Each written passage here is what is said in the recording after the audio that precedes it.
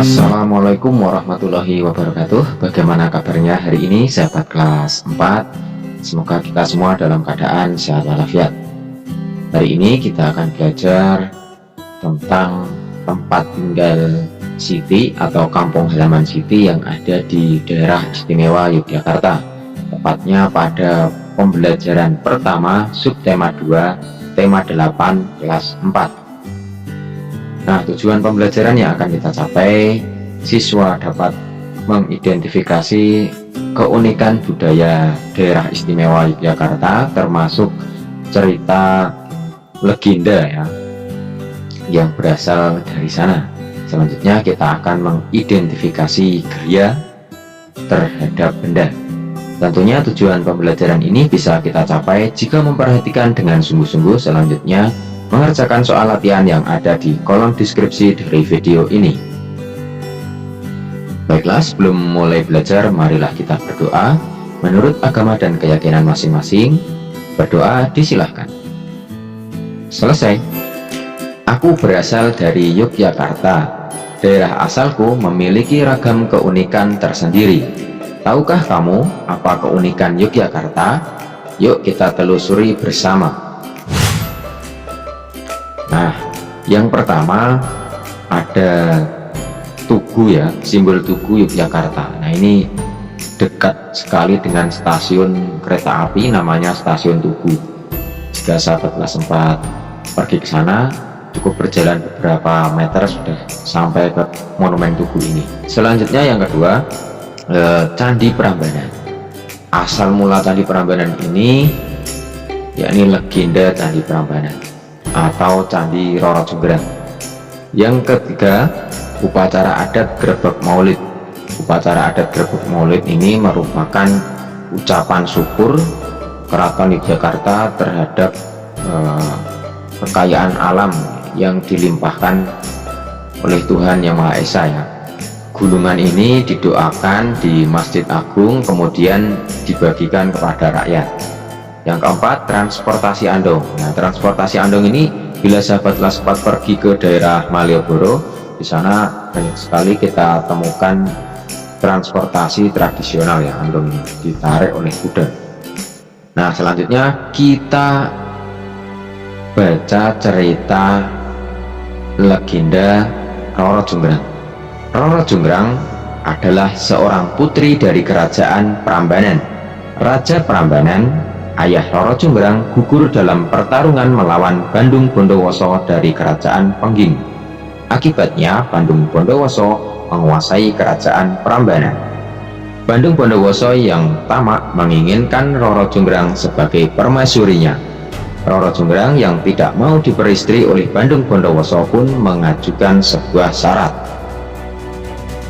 Aku bersedia menjadi permaisurimu, Bandung Bondowoso, tetapi ada syarat yang harus kau penuhi. Jika berhasil, aku akan menikah denganmu. Namun, jika gagal, izinkan aku pergi, kata Roro Jonggrang. Apapun yang kau minta akan aku penuhi, Roro Jonggrang. Jika aku gagal memenuhinya, aku akan mengembalikan kerajaan ini kepadamu, sahut Bandung Bondowoso angkuh. Aku minta kau bangun 1000 candi untukku. Semua harus selesai sebelum matahari terbit esok, sahut Roro Jonggrang. Baiklah, aku pasti berhasil memenuhi syarat yang kau buat, jawab Bandung Bondowoso angkuh. Bandung Bondowoso meminta bantuan pasukan jin untuk membangun 1000 candi. Dalam sekejap bangunan candi mulai tampak. Roro Jonggrang panik. Ia mengadu kepada Biksumi, dayang kepercayaannya. Biksumi mempunyai ide untuk menggagalkan pekerjaan Bandung Bondowoso. Dia segera memerintahkan para dayang untuk menumbuk lesung dan membakar jerami. Suara lesung bertalu-talu dan semburat api yang memerah di langit membuat suasana seperti pagi hari. Ayam-ayam jantan berkokok bersahut-sahutan. Mendengar kokok ayam jantan, pasukan jin terkejut. Hari sudah pagi, kami harus pergi, teriak pasukan jin sambil bergegas meninggalkan Bandung Bondowoso dan candi-candi yang telah mereka bangun. Roro Jonggrang mendatangi Bandung Bondowoso. Roro Jonggrang segera menghitung candi-candi yang sudah selesai. Candi-candi ini hanya ada 999, kurang satu candi, kata Roro Jonggrang kepada Bandung Bondowoso. Bandung Bondowoso tidak percaya dengan perkataan Roro Jonggrang. Dia segera menghitung banyak candi dan ternyata memang benar hanya 999 candi. Bandung Bondowoso marah besar. Aku tidak akan kalah Roro Jonggrang, aku akan mendapatkan 1000 candi seperti yang kau inginkan. Kenyataannya yang kau buat kurang satu, Bandung Bondowoso. Kau tetap harus menepati janjimu, sahut Roro Jonggrang. Kalau begitu akan kuubah kau menjadi candi ke-1000. Dengan kesaktiannya, Bandung Bondowoso mengubah Roro Jonggrang menjadi patung batu. Patung itulah yang menjadi candi ke-1000. Candi-candi itu hingga kini masih berdiri tegak di wilayah Prambanan. Nah, sahabat kelas 4, demikian tadi legenda Candi Prambanan ya. Nah, dari legenda itu bisa kita kelompokkan ya tokohnya, yakni tokoh antagonis atau tokoh yang jahat dan tokoh protagonis atau tokoh yang baik. Tokoh antagonis diperankan oleh Bandung Bondowoso karena dia menyerang kerajaan Prambanan ya. Kemudian dengan tamaknya dia ingin memperistri Roro Jonggrang. Kemudian tokoh protagonis diperankan oleh Roro Jonggrang. Bagaimana sahabat kelas 4? Mudah bukan? Nah, amanat yang dapat kita petik dari cerita Roro Jonggrang ialah hendaknya kita selalu berkata jujur ya. Katakan tidak apabila kalian memang tidak menyukainya. Jangan membuat suatu persyaratan yang sebenarnya hanya memberikan harapan palsu kepada orang lain. Nah, baiklah, selanjutnya kita lanjutkan pembelajaran tentang gaya. Coba amati bola yang ditendang oleh Edo. Apa yang terjadi pada bola yang ditendang? Ya, tentu saja bola akan bergerak meninggalkan posisi penendang. Lalu apa yang terjadi pada bola yang dihentikan? Ya, tentu saja bola akan berhenti. Apa kesimpulan yang kamu peroleh dari kegiatan ini? Ya, gaya dapat memengaruhi benda diam menjadi bergerak. Gaya dapat memengaruhi benda bergerak menjadi diam.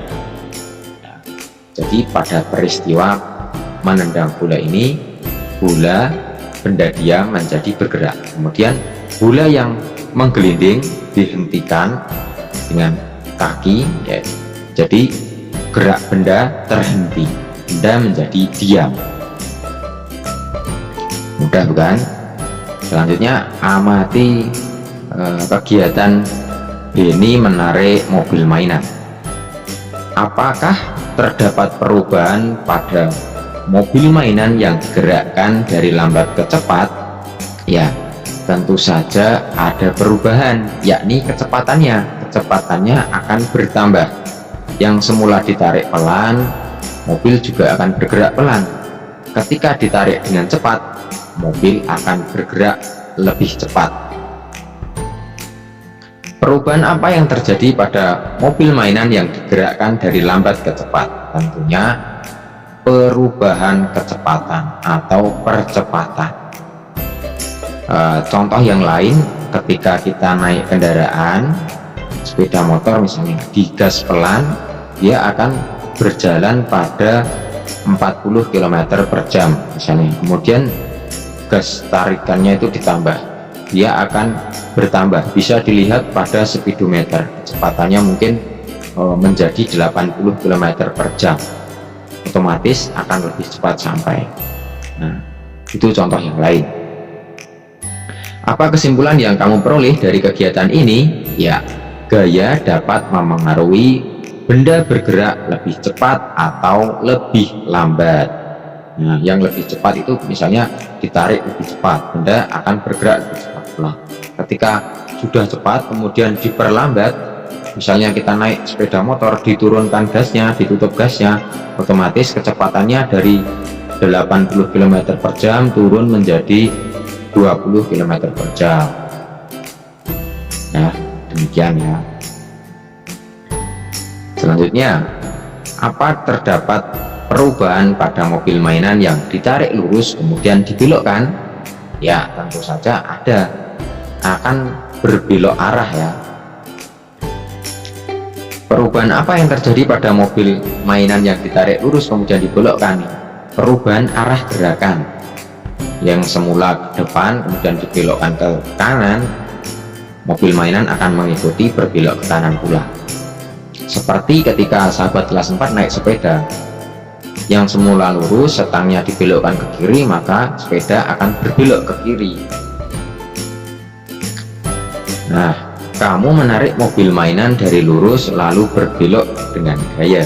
Apa kesimpulan yang kamu peroleh dari kegiatan ini? Ya, gaya dapat memengaruhi arah gerak suatu benda. Yang misalnya sepeda itu dikayuh lurus, dibelokkan ke kanan dengan kekuatan gaya otot lengan kalian akan berbelok ke kanan pula. Nah, jadi bisa kita simpulkan dari percobaan ini, pengaruh gaya terhadap benda itu ada 4. Yang pertama, gaya dapat mengubah kedudukan benda. Selanjutnya, gaya dapat mempercepat atau memperlambat gerak benda. Yang ketiga, gaya dapat menghentikan benda. Yang keempat, gaya dapat memengaruhi arah gerak suatu benda. Nah, selanjutnya soal latihan bisa dikerjakan pada kolom deskripsi. Mohon maaf bila ada salah kata. Wassalamualaikum warahmatullahi wabarakatuh. Salam literasi.